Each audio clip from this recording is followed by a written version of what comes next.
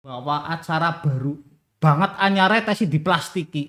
Tuh. Kalau RI King itu semakin lama semakin antik, tapi kalau Burani semakin lama semakin cantik. Tinggal menunggu gajian buta kan seperti itu ya. Disangsikan ijazah palsu. seperti itu. Pasti kan Kak Ferry bertanya, pemberitaan apa wong orang nana kegiatan gitu kan. Di Bawaslu Kabupaten Banyumas benar-benar efisiensi. Kopinya tambah mengeneh tambah bening.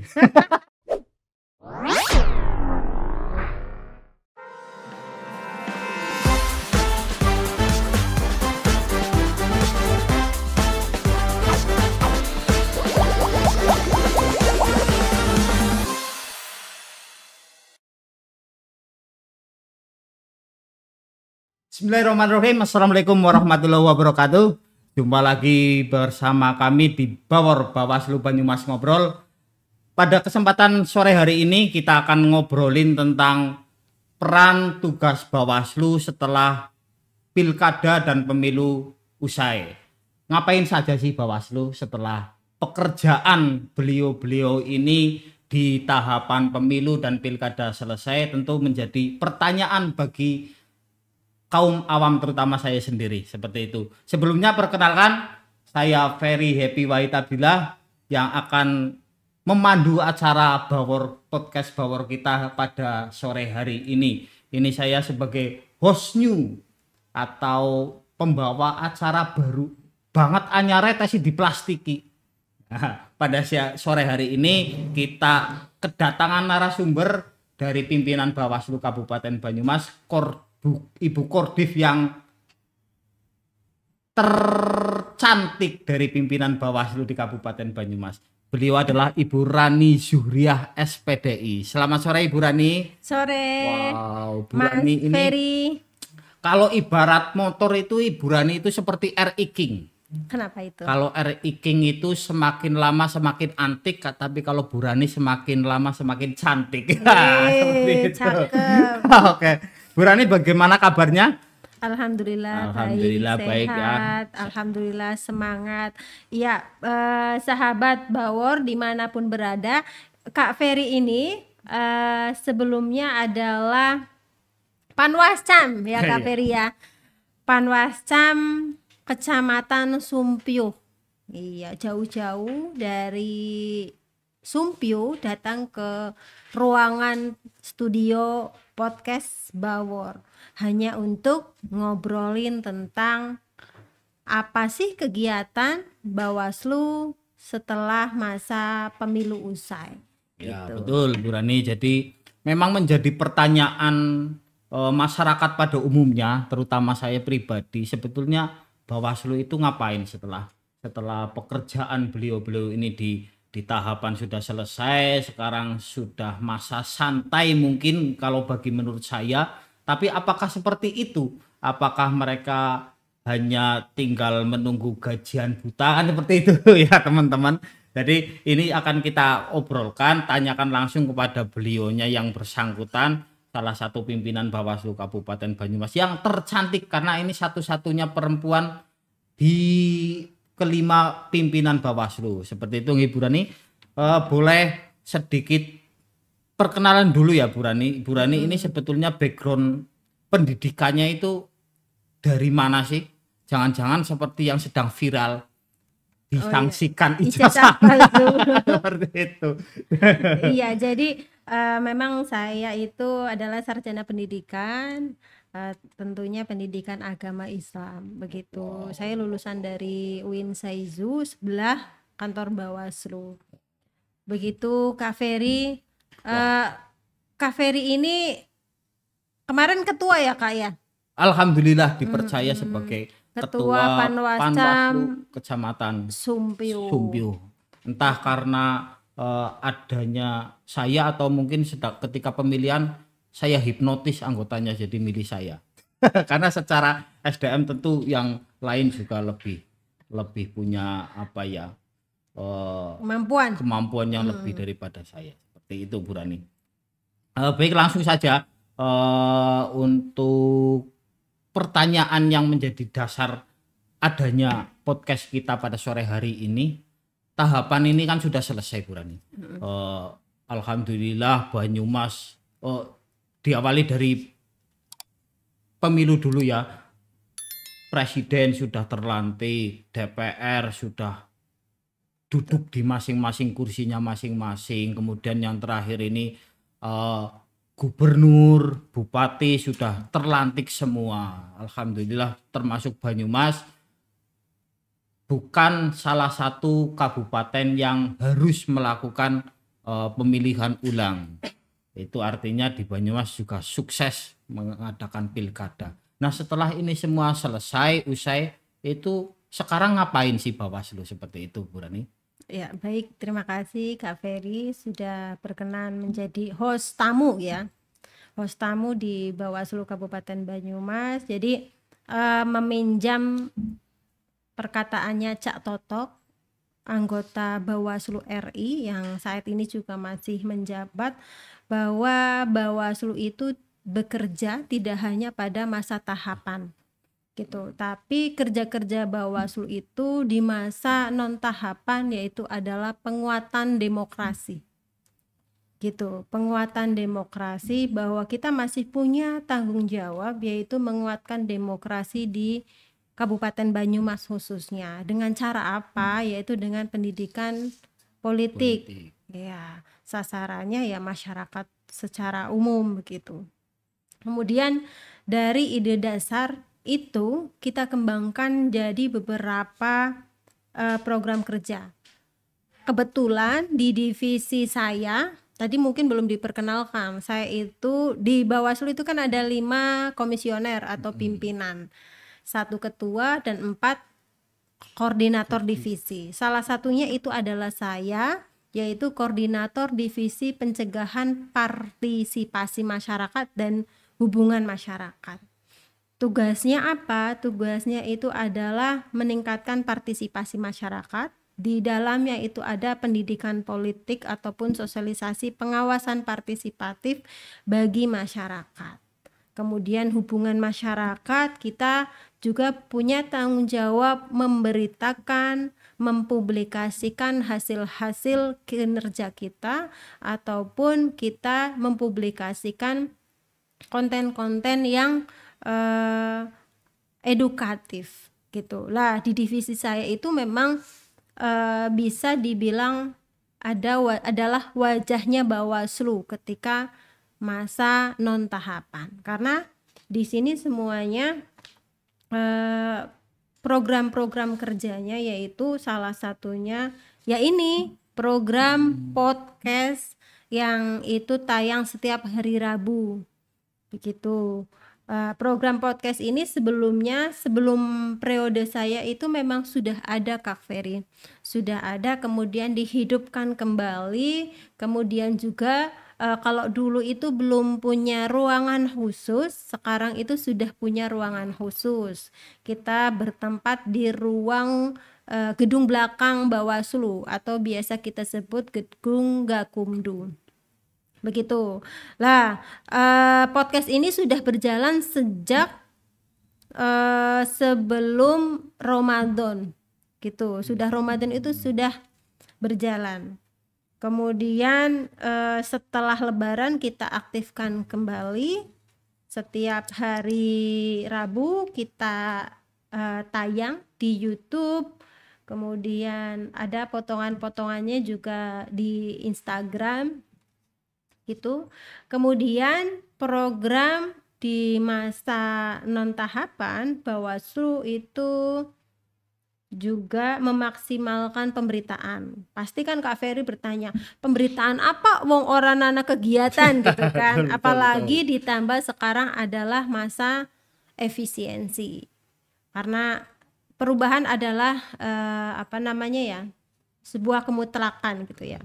Termasuk juga perubahan di dalam kebijakan pemerintah.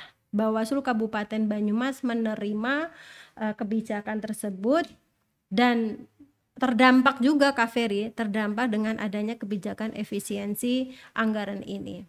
Oleh karena itu, program-program sosialisasi yang beranggaran saat ini itu sudah bahkan bisa dibilang belum ada sampai saat ini anggarannya begitu. Oleh karena itu kami mencoba untuk kreatif. Kita belanja anggaran itu hanya di belanja honor gitu, honor pegawai saja. Pegawai kita memang sudah banyak sekali Kak Ferry, sampai dengan staf PNS P3K itu mendapatkan tambahan.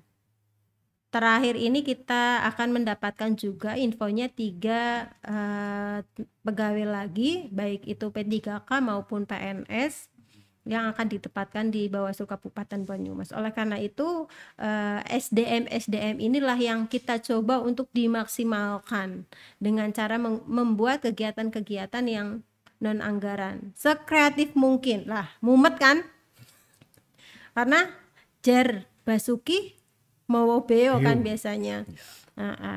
Kemudian kita juga punya ya seperti memaksimalkan edukasi, konten edukasi melalui IG yang tadi saya singgung, melalui IG, melalui TikTok, melalui Facebook, pokoknya media-media sosial yang masih digandrungi oleh masyarakat. Kemudian sebelumnya kita juga kan sudah ada pojok pengawasan. Iya, pojok pengawasan. Kalau pojok pengawasan itu semacam kayak perpustakaan, sumber keilmuan, sumber data apapun itu ada di pojok pengawasan. Lah kita mau mencoba menghidupkan kembali dengan menambah koleksi-koleksi dari buku-buku yang ada di pojok pengawasan ini.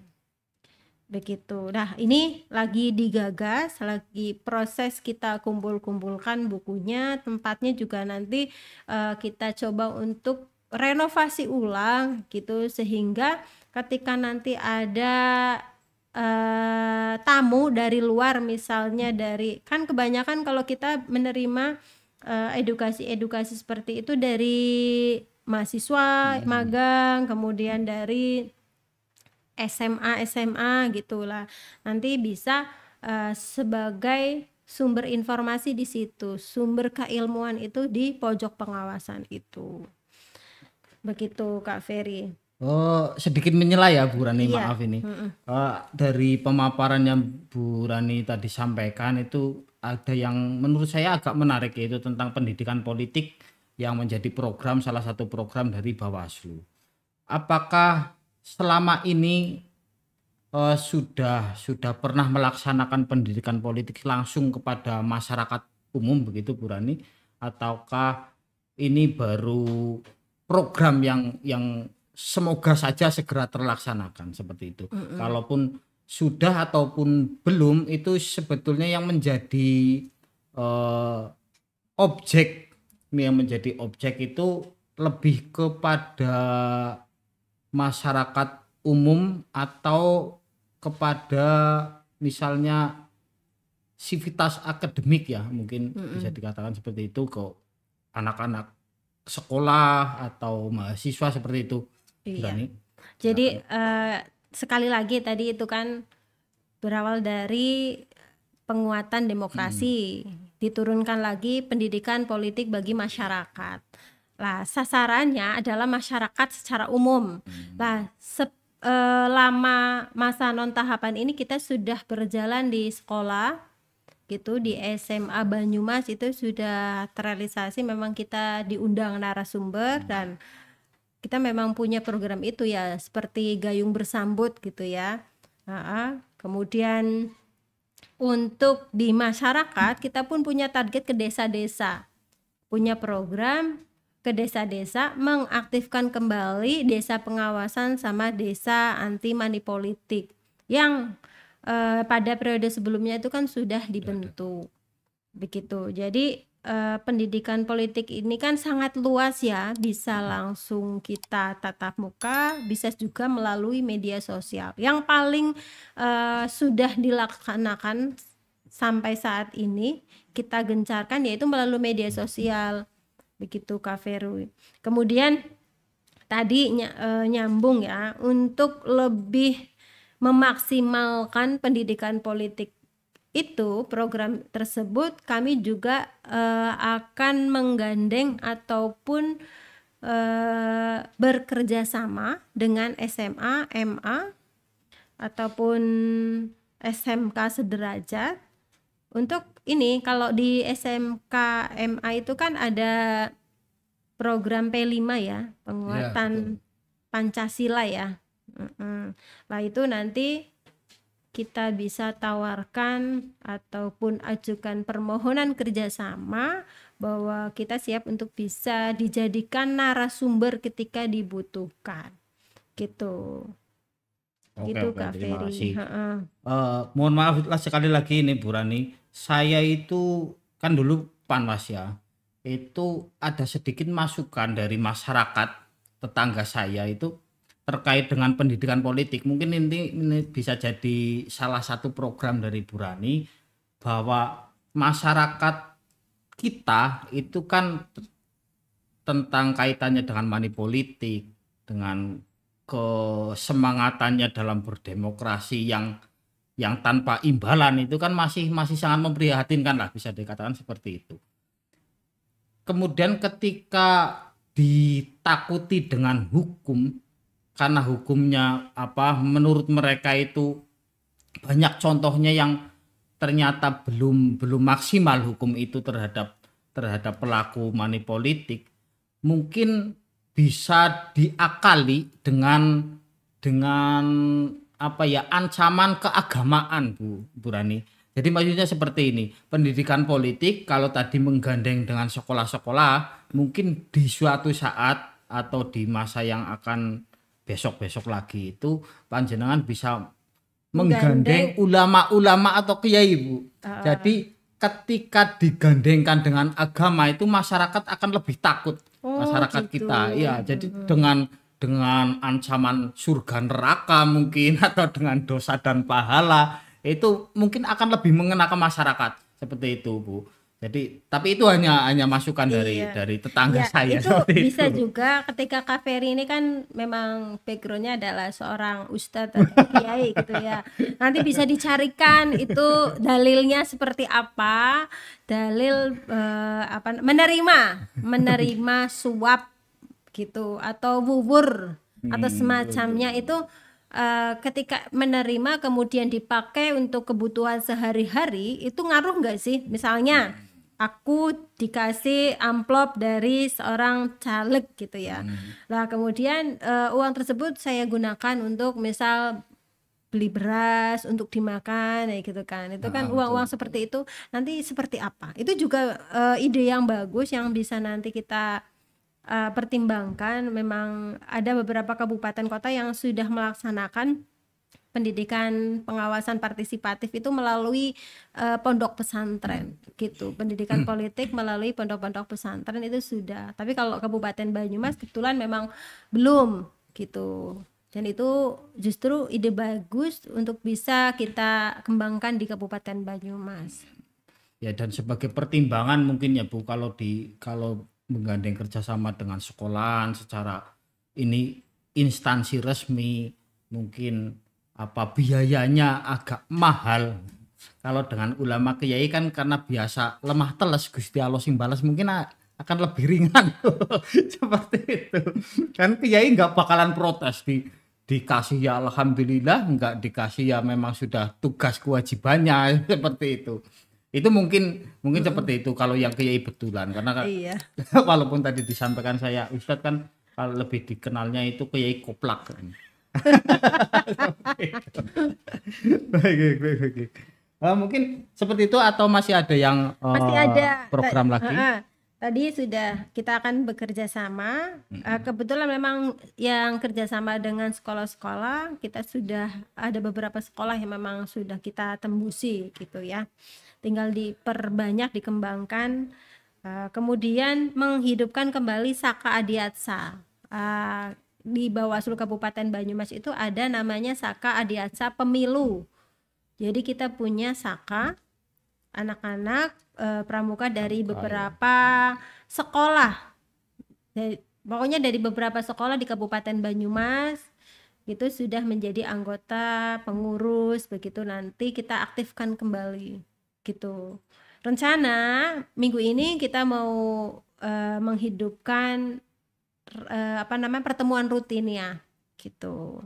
Karena minggu yang lalu kita direpotkan ataupun kita disibukkan dengan merapikan laporan-laporan pertanggungjawaban yang pada masa tahapan kemarin belum sempat kita rapikan. Begitu. Kemudian digitalisasi dokumen itu juga menjadi program dari data informasi divisinya Pak Yon. Nanti data-data hasil pengawasan didigitalisasi, kemudian diolah, kemudian nanti dipublikasikan. Begitu Kak Ferry, ada beberapa program kerja ataupun bisa menjawab pertanyaan masyarakat. Ya, apa sih kerjaane Bawaslu? Wis iki pegawene akeh banget, jangan-jangan gabut gaji buta gitu lah. Ini kita sudah paparkan banyak sekali. Jadi setiap hari itu kita memang setiap hari itu ada kegiatan. Sekalipun kita terkena imbas efisiensi yang tadi harus ada WFA atau work from anyway. Jadi kita tetap bekerja tapi tidak harus di kantor gitu untuk meminimalisir biaya operasional seperti listrik begitu, kemudian air dan sebagainya. Kopi juga ya. Nah itu untuk minggu ini sudah berkurang gitu, termasuk kopi tadi gitu. Ya kalau itu memang saya sudah membuktikan pemirsa bahwa di Bawaslu Kabupaten Banyumas benar-benar efisiensi. Kopinya tambah mengeneh tambah bening. Begitu. Terima kasih sekali Ibu Rani atas pemaparan yang disampaikan. Jadi kita sebagai masyarakat umum, masyarakat awam tahu bahwa ternyata banyak sekali kegiatan yang dilaksanakan oleh Bawaslu Kabupaten Banyumas khususnya, walaupun tahapan sudah selesai, tugas-tugas kepemiluan sudah rampung, dan alhamdulillah Banyumas termasuk salah satu kabupaten yang sukses melaksanakan pemilu maupun pilkada, tapi ternyata masih banyak kesibukan yang harus dilaksanakan, masih banyak peran dan tugas dari Bawaslu yang harus dilaksanakan di masa-masa pasca pemilu ini. Seperti itu ya Bu Rani. Kemudian yang terakhir mungkin ada harapan atau closing statement ya bahasa Inggrisnya. Wah, mulai bisa bahasa Inggris. Iya.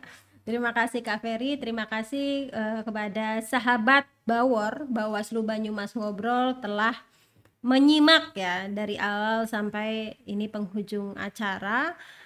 Terima kasih sudah menonton program ini. Kepada para guru yang tadi saya sebutkan, guru SMA, SMK, MA, jangan segan untuk bisa bekerja sama dengan Bawaslu dengan mengundang Bawaslu menjadi narasumber. Begitu. Mari kita bersama-sama mendidik atau menguatkan demokrasi dengan pendidikan politik kepada masyarakat. Kemudian terima kasih juga Kak Ferry sudah berkenan hadir gitu ya, berkenan hadir di studio podcast Bawaslu Kabupaten Banyumas. Semoga kita semua, khususnya keluarga Bawaslu Kabupaten Banyumas, tetap bisa memberikan manfaat kepada masyarakat. Amin. Amin. Begitu saja Kak Ferry. Baik, terima kasih atas waktu yang diberikan oleh Ibu Rani selaku pimpinan dari Bawaslu Kabupaten Banyumas. Kalau tadi Bu Rani sebagai narsum ada closing statement, saya dari sebagai host juga ada sedikit closing statement Bu Rani terkait dengan banyaknya pegawai di lingkup Bawaslu, keluarga Bawaslu Kabupaten Banyumas yang ternyata sudah banyak sekali ya Bu Rani. Jadi karena terbentur aturan, maka saya sebagai host hanya berharap doa dari pemirsa Bu Rani. Semoga saya menjadi host permanen di podcast Bawor. Begitu ya teman-teman Bawor. Terima kasih atas waktu yang diberikan untuk mendengarkan celotehan ngobrol santai saya sebagai host. Tentu banyak salah, banyak khilaf, banyak kekeliruan. Mohon maaf yang sebesar-besarnya. Sampai jumpa lagi di podcast Bawor selanjutnya. Assalamualaikum warahmatullahi wabarakatuh.